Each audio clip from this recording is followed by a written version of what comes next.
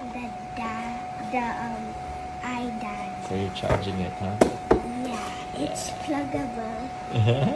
And what's the saksakan? This one. It runs on fab.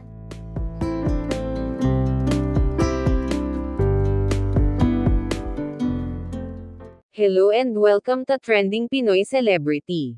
Bunsong anak ni Judy Ann Santos na si Luna, gumawa ng regalo para sa kanyang daddy Ryan Agoncillo.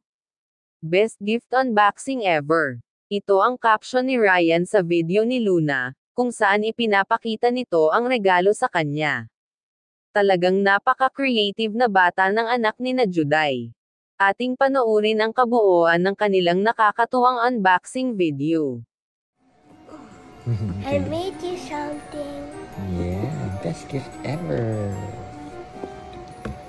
It's an iDad. So cool, nice casing. I drew it myself. It's a desert. It has a stream and one of those streamy things. Then the apps on it are Dadera, Daddy. Dadera means camera. Daddy means like X, the Twitter. And Fodad means photos. And Dadazon means Amazon. And Dadstore means App Store.